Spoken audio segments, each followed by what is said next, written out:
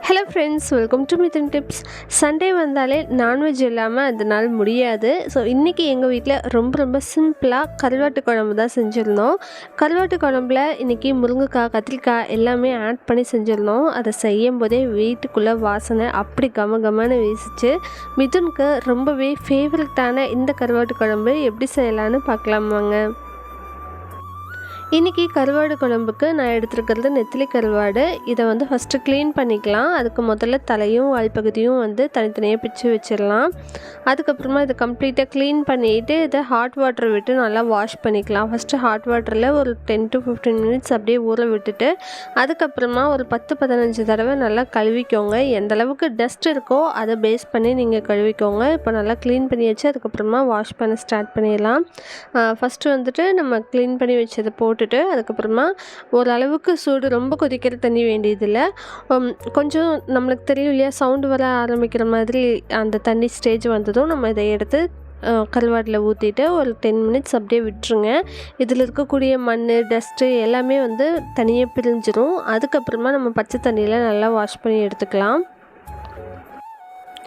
So இப்போ நம்ம கருவாடு குழம்பு வைக்கிறதுக்கு முதல்ல வறுத்து அரைக்க வேண்டிய பொருட்கள் என்னெல்லாம்னு பார்த்துடலாம். அதுக்கு முதல்ல பேனில் கொஞ்சமாக எண்ணெய் விட்டுக்கலாம். எண்ணெய் நல்லா ஹீட் ஆனதுக்கப்புறமா காரத்துக்கு தகுந்த மாதிரி காஞ்ச மிளகாய் சேர்த்திக்கோங்க. நான் ஒரு 5 காஞ்ச மிளகாய் சேர்த்திருக்கிறேன்.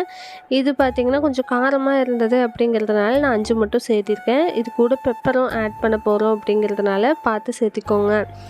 மிளகாய் நல்லா வாசனை வர வறுபட்டதும் இதை தனியாக எடுத்து வச்சிடலாம்.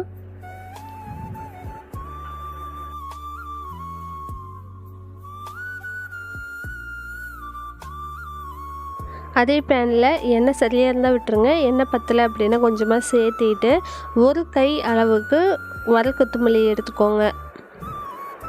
1 டீஸ்பூன் அளவுக்கு சீரகம், 1/4 டீஸ்பூன் அளவுக்கு வெந்தயம், 1 டீஸ்பூன் அல்லது 1/2 டீஸ்பூன் அளவுக்கு மிளகு எடுத்துக்கலாம். ஒரு வேளை நல்லா சளி பிடிச்சிருக்கு அப்படின்னா, பொதுவாக கருவாடு சாப்பிட்டா அந்த சளியெல்லாம் வெளியில் கொண்டு வந்துடும் அப்படின்னு சொல்லுவாங்க. ஸோ அந்த மாதிரி சமயத்தில் 1 டீஸ்பூன் கூட நம்ம மிளகு சேர்த்திக்கலாம். இப்போது இந்த இன்க்ரீடியன்ட்ஸ் எல்லாமே நல்லா வாசனை வர வறுபட்டதுக்கப்புறமா இதையும் தனியாக எடுத்து வச்சு நல்லா ஆற வச்சு பொடி பண்ணிக்கலாம். அதுக்கப்புறமா அதே பேனில் மறுபடியும் கொஞ்சமாக எண்ணெய் விட்டு 2 கைப்பிடி அளவுக்கு சின்ன வெங்காயம் எடுத்திருக்கேன். ஒரு 10 பல் பூண்டு, இது ரெண்டும் நல்லா வதக்கிக்கலாம். நல்லா அந்த நிறம் மாறுற அளவுக்கு நல்லா வதக்கி விட்டுக்கலாம் எண்ணெயில். நம்ம இந்த இன்க்ரீடியன்ட்ஸ் எல்லாமே நல்லா எண்ணெயில் வதக்கி அதுக்கப்புறமா அரைக்கும்போது அந்த குழம்புக்கு எக்ஸ்ட்ரா ஃப்ளேவர் கொடுக்கும். முக்கியமாக அந்த வெந்தயம் நம்ம கருவாடு குழம்பாக இருந்தாலும் சரி அல்லது நம்ம மீன் குழம்பாக இருந்தாலும் சரி, அந்த வெந்தயம் சேர்க்கும் போதே வெந்தயம் அண்டு மிளகு இது ரெண்டும் சேர்க்கும்போது அந்த குழம்புக்கு நல்ல ஒரு வாசனையை கொடுக்கும். இப்போது வெங்காயம், பூண்டு எல்லாமே நல்லா வதங்கினதுக்கப்புறமா 2 மீடியம் சைஸ் பழுத்த தக்காளியை இந்த மாதிரி கட் பண்ணி சேர்த்திக்கோங்க. தக்காளியும் நல்லா வதங்கி வரணும்.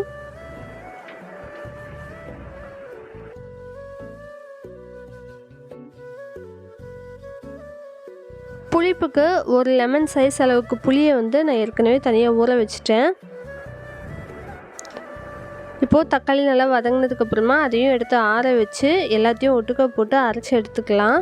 அதுக்கப்புறமா இது கூட நம்ம கத்திரிக்காயும் முருங்கைக்காயும் சேர்த்திக்க போகிறோம். இந்த கத்திரிக்காய், முருங்கைக்காய் ரெண்டுமே நம்மளோட வீட்டு தோட்டத்தில் இருந்தது தான். நல்லா ஃப்ரெஷ்ஷான கத்திரிக்காயும் முருங்கைக்காயும் எடுத்தாச்சு. அதுக்கப்புறமா ஒரு வானிலையில் கொஞ்சமாக எண்ணெய் விட்டுக்கோங்க. எண்ணெய் நல்லா சூடானதுக்கப்புறமா கடுகு 1 டீஸ்பூன் சேர்த்திட்டு 1/4 டீஸ்பூனுக்கும் குறைவாக நம்ம வெந்தயம் எடுத்துக்கலாம். ஏற்கனவே அரைக்கிறதுக்கும் வெந்தயம் எடுத்துருக்கோம் அப்படிங்கிறதுனால ரொம்ப கம்மியாக ஜஸ்ட் ஒரு பிஞ்ச் அளவுக்கு மட்டும் எடுத்துக்கோங்க. ஒரு கொத்து கருவேப்பிலை சேர்த்திக்கோங்க. ஒரு 10 சின்ன வெங்காயத்தை 2ஆக நறுக்கி சேர்த்திக்கோங்க.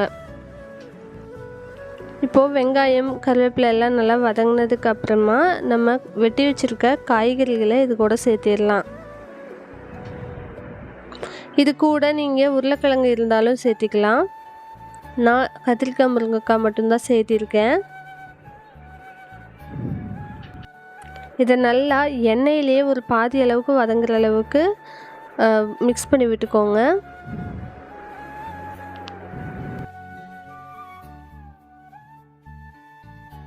இந்த காய்கறி நல்லா வதங்கி வர்றதுக்கு 1 டீஸ்பூன் உப்பு சேர்த்திருக்கேன். கருவாடு அப்படிங்கிறதுனால உப்பு பார்த்து சேர்த்திக்கோங்க. இப்போ மஞ்சள் தூளும் சேர்த்தியாச்சு. ஏன்னா கருவாட்லேயும் உப்பு இருக்கும் அப்படிங்கிறதுனால இப்போதைக்கு 1 டீஸ்பூன் மட்டும் சேர்த்திருக்கேன். ஃபைனலாக கூட நம்ம பத்தலைன்னா சேர்த்திக்கலாம். எச்சா போயிடுச்சுன்னா அப்புறம் குழம்பு வீணாக போயிடும். இப்போது பாதி அளவுக்கு காய்கறி நல்லா வதங்கினதுக்கப்புறமா நம்ம அரைச்சி வச்சுருக்கிற விழுதை இது கூட சேர்த்திடலாம். மிக்ஸி ஜாரில் கொஞ்சம் தண்ணி விட்டு அதையும் நல்லா அலசி இதில் சேர்த்திடலாம். இந்த மசாலா நம்ம வதக்கி அரைச்சது எல்லாமே பார்த்திங்கன்னா அவ்வளோ நல்ல வாசனையாக இருக்கும். நம்ம மிக்சியில் அரைக்கிறக்கவே நல்ல வாசனையாக இருக்கும்.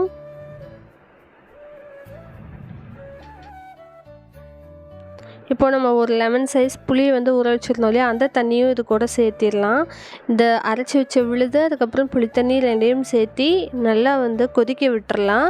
ஏற்கனவே காய்கறி வந்து பாதி வதங்கிருச்சு. ஸோ ஸ்டவ்வை வந்து மீடியம் ஃப்ளேமில் வச்சுட்டு நல்லா கொதித்து வரட்டும். உங்களுக்கு பார்த்தாலே தெரியும். இப்போ பார்த்திங்கன்னா நல்லா தண்ணி மாதிரியான கன்சிஸ்டன்சியில் இருக்குது. கொஞ்சம் திக்கன் ஆகணும். குழம்பு வந்து கொஞ்சம் கெட்டியும் ஆகணும். அதே சமயம் நல்லா அந்த காய்கறிகள் வெந்தும் வரணும். ஒரு 90% ஆகிற வரைக்கும் விட்டுறலாம். இப்போ பார்த்திங்கன்னா நல்லா கொதித்து எண்ணெய் பிரிஞ்சு வர்ற அளவுக்கு ஆகிருச்சு.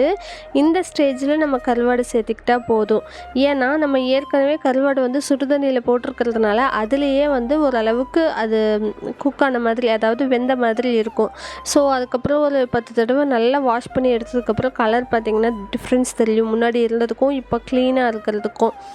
ஸோ குழம்பு வந்து ஒரு 90% நல்லா ரெடி ஆனதுக்கப்புறமா ஃபைனலாக இந்த கருவாடு க்ளீன் பண்ணி வச்சுருக்கிறத சேர்த்திட்டு ஜஸ்ட்டு ஒரே தடவை நல்லா கலந்து மட்டும் விட்டுட்டு மூடி வச்சிடலாம். மூடி ஒரு 5 நிமிஷம் சிம்லேயே வச்சுருங்க. அந்த ஹீட்லேயே அந்த குழம்பு கூட நல்லா மிக்ஸ் ஆயிரும், நல்லா வேகவும் செஞ்சிரும். ஸோ ஒரு 5 நிமிஷம் கழித்து ஃபுல்லாக பார்த்திங்கன்னா கார்னர் எல்லாமே எண்ணெய் பிரிஞ்சு வர ஆரம்பிச்சிருச்சு.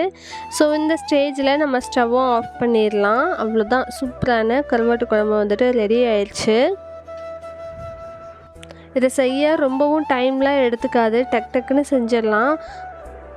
அண்ட் இது கூட வெஜிடபிள்ஸும் சேர்த்து இருக்கிறதுனால அப்படியே வாசனை ரொம்பவே நல்லாயிருக்கும். டேஸ்ட் வைஸும் சூப்பராக இருக்கும். இது வந்துட்டு நார்மல் நம்ம ஒயிட் ரைஸை விட கம்பஞ்சாதம், அதுக்கப்புறம் ராகி களி, இந்த மாதிரியான மில்லட் ரெசிபிஸ் கூட வச்சு சாப்பிடும்போது இதோட ருசியை மேலும் அதிகப்படுத்தி கொடுக்கும். ஸோ முடிஞ்ச அந்த மாதிரி கூட நீங்கள் செஞ்சு பாருங்கள். இப்போ இந்த கன்சிஸ்டன்சி பார்த்தாலே தெரியும், கரெக்டாக ஊற்றி சாப்பிட்ற பக்குவத்தில் இருக்குது. ரொம்ப லிக்விடாகவும் இல்லாமல் ரொம்ப கெட்டியாகவும் இல்லாமல். ஸோ சுட சுட சாதத்தோட அப்படியே நம்ம இந்த குழம்பு வச்சு சர்வ் பண்ணலாம். இந்த டேஸ்டியான குழம்பு நீங்களும் செஞ்சு பார்த்துட்டு எப்படி வந்துச்சுன்னு சொல்லி கீழே கமெண்ட் பண்ணுங்கள். நம்ம சேனலுக்கு தான் ஃபர்ஸ்ட் டைம் வரீங்க அப்படின்னா மறக்காமல் கீழே இருக்க red colour subscribe button press பண்ணிக்கோங்க. அப்படியே பக்கத்தில் இருக்க பெல் ஐக்கானும் ப்ரெஸ் பண்ணிக்கோங்க. தேங்க்யூ ஃபார் வாட்சிங்.